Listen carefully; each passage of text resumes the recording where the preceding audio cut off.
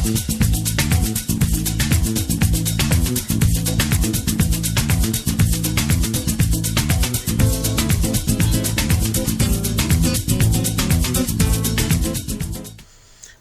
up, party people? I am April Rose, and I'm here to help you prepare for your best year yet in the great 2018. Let me start out by asking you a couple of questions. How many New Year's resolutions did you make in the beginning of 2017? Did you vow to lose weight? Did you say you're going to spend less money or save more, get more organized, travel more often, make new friends, or my personal favorites, change careers, or start a new business? Now for the rhetorical question, and no judgment at all. How many of these resolutions came to fruition? Yeah. Don't be embarrassed. You're not alone. In fact, 92% of New Year's resolutions fail, and it's not your fault. I'm here to help you change that. If, and that is only if, you truly want to see real positive change in your life. If you don't really want to see change, then stop the video now. I don't want to waste your time watching something that's not conducive to what you truly desire in your heart. I would take one viewer who I genuinely help over 1 million views by people who I can absolutely do nothing for. So if you're still here, then like me, you've probably been searching high and low for the answers to life. You've probably been to tons of webinars and or seminars presented by people who have told you that you need to do this and you need to do that and the third, but they never tell you how to do it. For that precious information, the how, there's usually a hefty price at the end of the webinar slides telling you how lucky you are because the price has been slashed so many times with big red X's on the screen to prove it, and the price is usually still too high. Well, I am not here to tell you what you need to do. I'm simply here to guide you in figuring out for yourself what you need to do. I am, however, going to tell you how to figure it out. And most importantly, I'm not going to charge you for it. I look at it as sowing a seed. So first of all, who am I really that you should even listen to me? Anytime anyone wants me to listen to them, I want to know what makes them qualified to be heard. We want to know that we're getting valuable information and not wasting our time, because let's face it, time is our most valuable possession, right? Have you ever sat through an entire video or movie, all the while wondering and waiting for the punchline or the value of the message, only for it to never surface? I have. And I'm looking like, what the just happened? This is why I want to start off by telling you just a little bit about myself, because I owe you exactly what I would expect. Again, I am lifelogist April Rose. What is a lifelogist, April Rose? I hear you asking the question. Well, the nowology symbolizes a branch of knowledge. And while I have many branches of knowledge, the ones that supersede all of those branches are my life experience and my life lessons. I have seen and heard and done some things, honey. And because of some of my earliest experiences, which I'll go into later, but because of the pain I've experienced from abandonment early on, my brain is wired to always help people to avoid pain. So subconsciously, my brain always commits to memory the things that will help people, especially to avoid pain. So who am I? Firstly, I am somebody who was completely tapped out of life for 7 years and tapped back in eventually. Sometimes life is so tough and the struggle is really real. So in self-defense of our sanity, we tap out. Who am I? I am a visionary. I think big. I believe big. Which is why I hate to be put in a box. I don't use the word hate often. at all. But I literally hate it. I feel that there's so many sides to us. We are multifaceted people, right? Don't put me in a box. Who am I? I am a woman who has painfully overcome the residue of being abandoned by her father as a 5-year-old little girl. I am a rape survivor who was diagnosed with PTSD. Who am I? I am someone who has bought and lost her own home, has bounced back from being homeless, from a divorce, from bankruptcy, and terrible credit. I've worked many jobs, too many to name, and I've studied many subjects, the most important one being psychology. I've always been an honor student and even was inducted into the National Honor Society. But how many of us know that none of that matters if I don't use the gifts that were placed in me for their intended purpose? And for many years I didn't. Hence the variety of jobs I mentioned. And no matter how many jobs I held, I always came back to being the motivator, the encourager, the inspirer that I've embraced today. But it's even deeper than that. A little over a year ago, God revealed the intended purpose for my gifts to me. And oh yeah, who am I? I am a woman of faith. I was called and appointed by the Most High to speak to you and to help you along your journey. I was given the gift of emotional X-ray vision so that I can see the root cause of certain behaviors, so that I can guide people in incorporating the proper healing plan for their lives, thus building up our community to realize our most desired dreams and goals. Now, I don't take this gift lightly, guys. In fact, I'm humbled by it. But on top of all the things that I am a homegirl from Detroit who now lives in North Carolina. I left Detroit 7 years ago for what I thought was better weather, better jobs, better schools, better economy. I moved here because the cost of living and the rate of crime were lower. At least, that's why I thought I moved. The truth is, I was led here because God needed to get me in a quiet place away from all the distractions that I was addicted to so that he could perform emotional surgery on me. And for the last 3 years, that's what's been happening. I have literally felt the potter molding my clay and the fire melting me down to remove all the junk. See, in pottery, the clay is heated to a very high temperature so that it becomes more easy to transform. And that heat also removes water, all of the water, and leads to permanent changes like increasing the strength of the clay, right? So then the clay is kneaded and wedged. The kneading and wedging evens out the moisture and removes trapped air pockets. Then the clay is molded, sculpted, dried, and usually decorated. This is the process I've been going through for the last 3 years. And now that the potter has melted me down, removed all the excess junk, removed all the air of myself, molded, sculpted, and reshaped me, and beautifully decorated me, as lifeologist and X-ray visionary, I humbly present myself to you to serve. And now that the junk and the air are gone, I know that I am no longer dependent on me, but on him. Now I can use the gifts that were placed in me for their intended purpose. And if you're willing to allow me to, I will help you be able to do the same thing.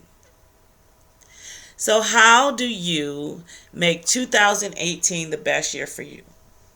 First, let me say, you're not watching this video by accident. This isn't happenstance. God told me that he would lead my people to me. You were led here in order to see change. In order to see change, real sustainable change in your life, you must keep it real.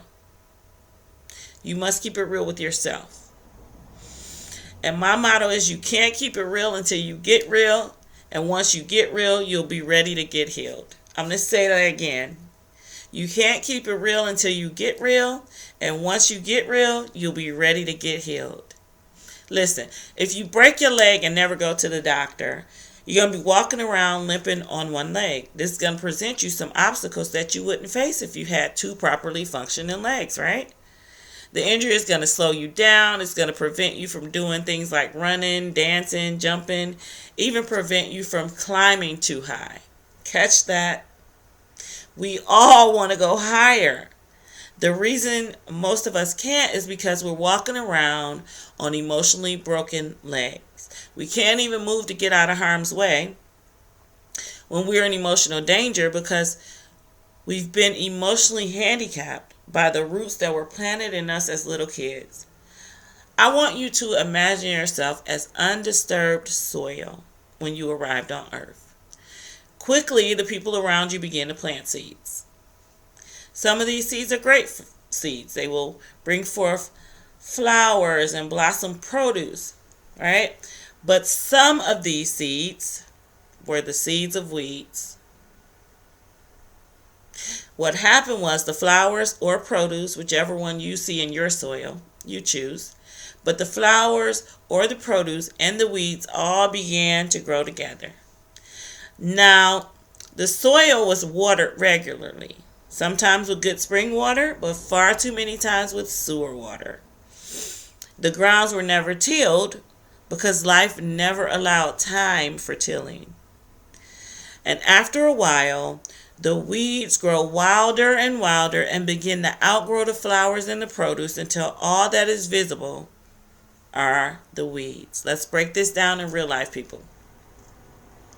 Now, the good seeds. The good seeds are the moral characteristics that people taught us, like integrity and love and self-preservation, humility, honesty, confidence, understanding, hard work, etc. Those types of things. Those are the good seeds. Now, the seeds of weeds are the not so good things that people around us planted, like abandonment, molestation, dishonesty, substance abuse, bullying, depression, desperation, dishonor, unworthiness, not being good enough, poverty, struggle, etc. Those are the seeds of the weeds.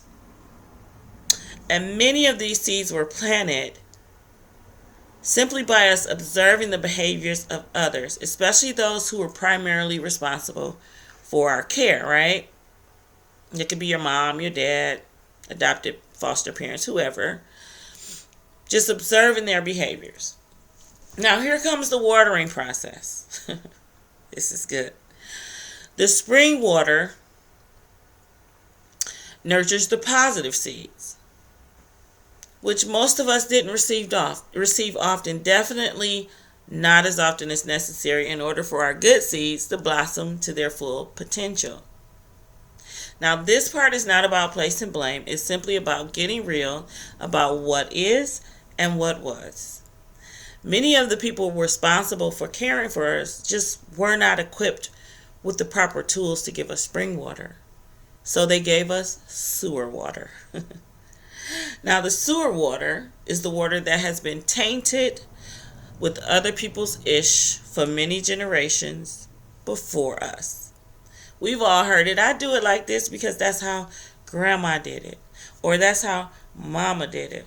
Well, the sewer water reinforces the negatives. It tells us things like we're not worthy of love, that we deserve to be molested. It was our own fault even. It says things like we should abuse substances and be dishonest and dishonor ourselves and live in lack because we're not good enough.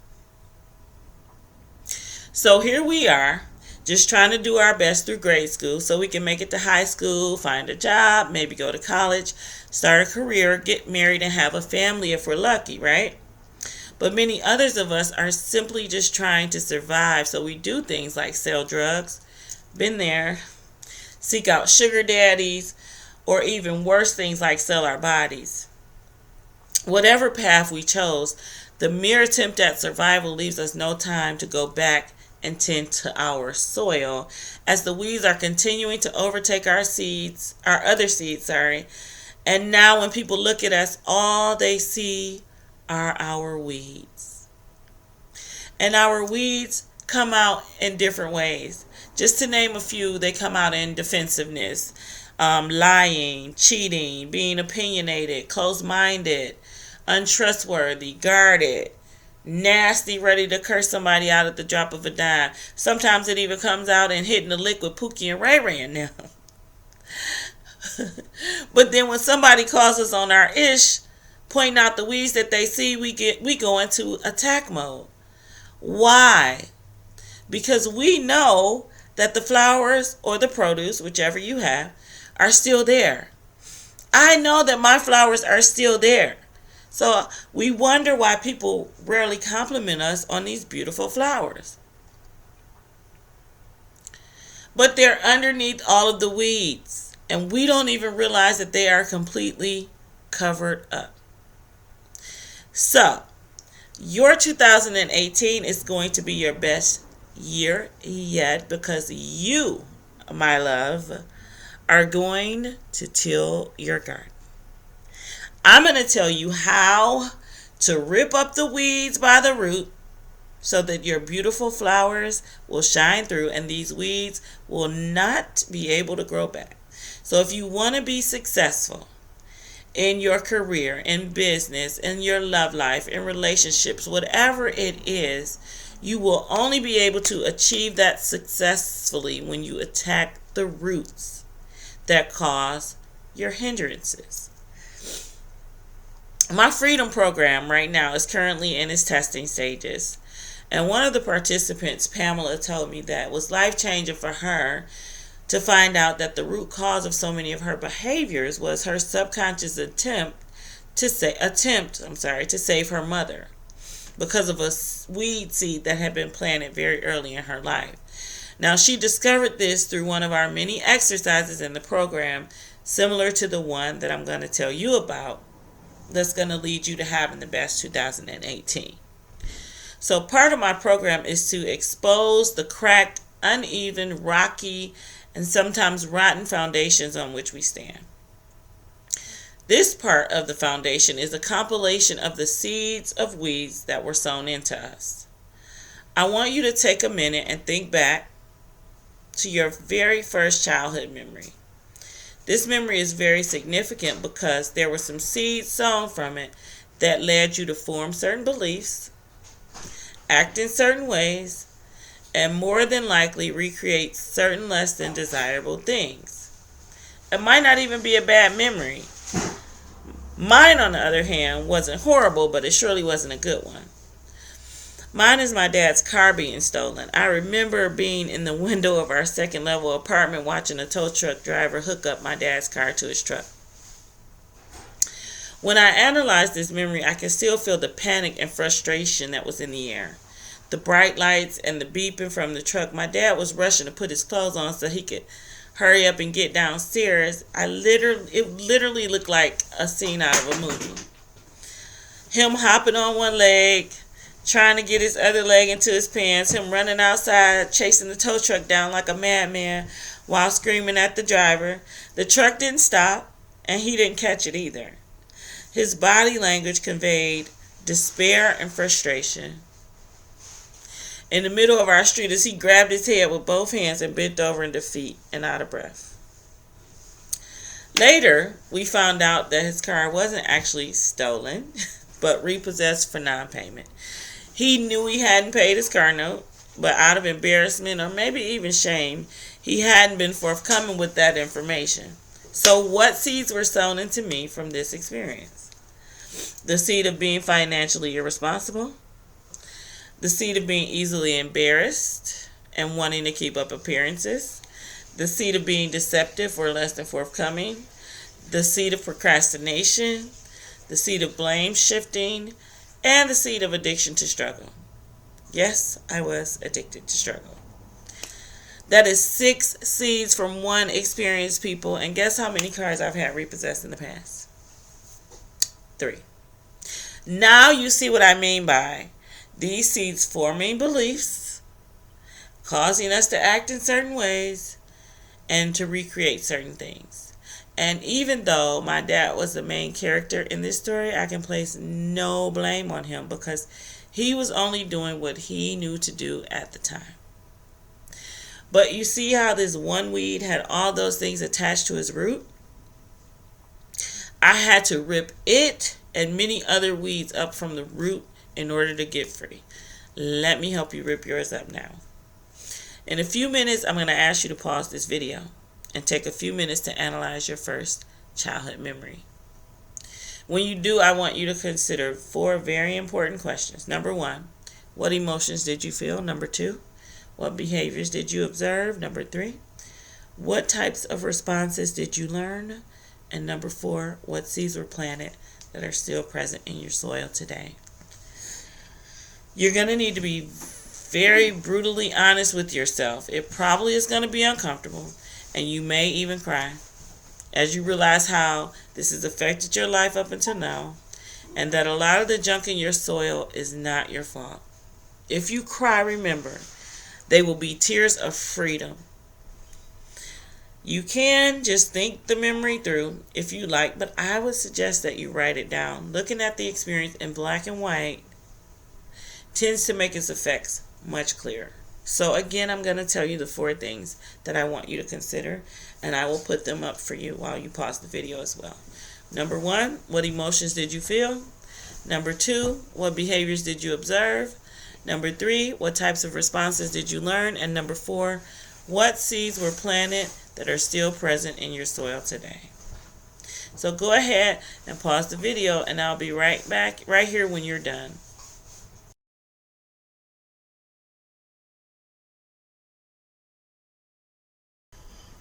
Welcome back, and congratulations. You have just taken the first step to uncovering the state of your foundation. This is vital in changing your life for the better. A foundation is the most important part of any building. If your foundation is bad, it can lead to leaks, energy issues, improper functioning of vital parts, and sadly, even the collapse of the entire building. So let's get you some foundational repair in order to stop the leaking, reduce energy consumption, get all the parts functioning properly, and avoid a collapse. I'm not telling you to do anything that I haven't done. Like Miss Ayanla says, I did my work.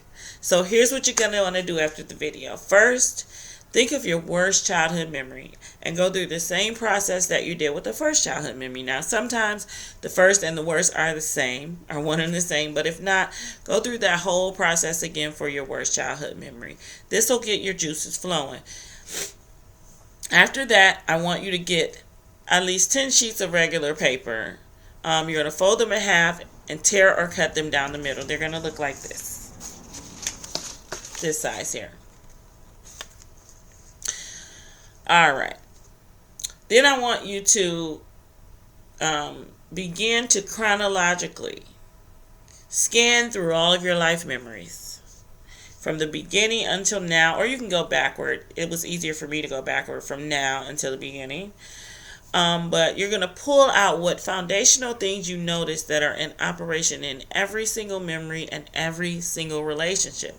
And you're going to write it in big bold letters on a sheet of paper. One thing on each sheet. And then once, this is what it'll look like. You see, these are just a few of mine, right? So you're going to write it on the sheet of paper. Okay. Now, once you've written them all down, I want you to go back through one by one and write in small letters your confession of how you were operating in it. So just for example, here's one of mine, opinionated. And it says, this is how I was operating in it. You see I wrote that in pen. Okay, and it says, I was full of myself and thought that because I'm smart, my opinion was the only one that ruled. I couldn't hear other people's perspectives because I was closed-minded. That was my opinionated one, right? And if I showed you all of my sheets of paper, honey, you would gasp and clutch your pearls. Like I said, this was a painful process, but I would do it 1,000,000 times over for the freedom I have on the other side of it. So when you're done writing all your foundational things and your confessions, like the one I just wrote, you're going to want to stand in the mirror and recite each one, what's on the paper, and drop it to the ground. So, for instance, this is my no word, okay? I would read it like this in the mirror. Nobody showed up for me, so I felt I wasn't worth showing up for. And then drop it. Boom. Not enough. No matter how smart or beautiful I was, I didn't believe people would ever see me as enough because I had been told so much that I wasn't, that I bought into the dogma. Boom. Drop it. Fraud. I pretended to be who I wasn't. All I was and all I did was invalid. Boom. Drop it, right? Make sure you're reading it in the past tense, even if you didn't write it in the past tense, but make sure you're reading it in the past tense, because as you do this, you are destroying the previous foundation, prepping your life for the new foundation that you're going to lay. Today, you are completely and utterly going to get your life. Now, before I tell you how to build your new foundation, I want to share with you that my team and I are in the process of starting a nonprofit organization that is going to radically improve the state of the urban Black community. This thing is so big that when God showed it to me, I lost my breath for a second. And the reason I'm sharing this with you is because I'm looking for like-minded people to become a part of making history. I need people with integrity and good morals who are willing to sow knowledge and time into people who really need it the most. We're looking for people who have made it against all odds, people who don't mind exposing themselves vulnerably to those who don't think they can make it. We are trying to show them that through our life stories that they can make it. So I'm asking, if you know anybody who fits that description, please share this video and tag them. If that is you, if you fit the description, then please inquire by sending me an email at apriltherose@gmail.com. That's April, APRILTHEE, rose@gmail.com. Now, very important, the subject info needs to say NPO info. NPO short for nonprofit organization info. The subject is very important. Make sure it says NPO info in the subject line and nothing else. Only serious inquiries. Please do not spam this box because it's not monitored, so the messages outside of these won't even be seen. And even if you're not interested in being a part of the nonprofit organization, or you don't know anyone who is, still like, subscribe, comment, and share on the video. Like, subscribe, comment, and share. Also, I would like for you to check out my urban mystery, Karma Burns. It's written under a pseudonym. My pseudonym is Alexis Brown. The book will leave you salivating and hanging on the edge of your seat. It's available on Amazon.com, and you can order your autographed copy directly from me. Now, the book is usually $15.99 on Amazon. People are literally begging for a sequel to this book, but I'm not going to release it until I have at least 1,000 reviews on Amazon. So tell your friends, get your book. If you order it directly from me, you'll get a personalized autographed copy for only $15. So you can either order it from me and get the autograph for $15 or order it on Amazon for $15.99. To order it on Amazon, simply search Karma Burns. You see the name of it there, Karma Burns. And make sure you choose the one that's under Alexis Brown. Now, I am going to give you the instructions on how to build your new foundation. If you like these instructions in writing, send an email to that same email address, AprilTheRose, APRILTHEE, rose@gmail.com, with the subject line, New Foundation. New Foundation. Again, the subject line is vital. In order to receive the info, it's got to be correct. So make sure you put New Foundation. And the email will be automatically sent to you because, again, the mailbox is not monitored. Remember to subscribe to my channel so that you can get the Winning Wednesday message, and follow me on Facebook at April the Rose, that's THEE Rose, and on Instagram at April the Rose, THE Rose, so you don't miss my Friday night live where I personally answer your questions with no nonsense advice. You can also email your questions to that same email address, apriltherose@gmail.com, with Ask April in the subject line as before. Very important what's in the subject line. Ask April. If it doesn't say ask April, I won't see your question. So make sure you put that in the subject line. Okay, time to rebuild your foundations. So you're going to need a standard size foam board and a marker. You can get both of those items at the dollar store if you need to. You don't have to use a foam board. I prefer to use a foam board. You need something that you can write permanent things on. So some people write on their walls, some people write on their mirrors, whatever you feel, but I use a standard size foam board. Okay, so at the very top of the board, you're going to write in big bold letters, "On this new foundation I stand." And underneath the heading, you're going to put a new foundational principle that counteracts each of the previous foundational principles you wrote on your half sheets of paper. Use the source.com if you have to. I do it all the time in order to get antonyms, but I'll give you some examples of my counters. Okay, so, well, let me show you my board. I hope you guys can see this. On this new foundation I stand, right? Okay. So, let's go with understanding. Understanding was a counter to me being opinionated and judgmental. Okay? So you just want to make sure that you're putting things that counter what was not good in your foundation before. Okay?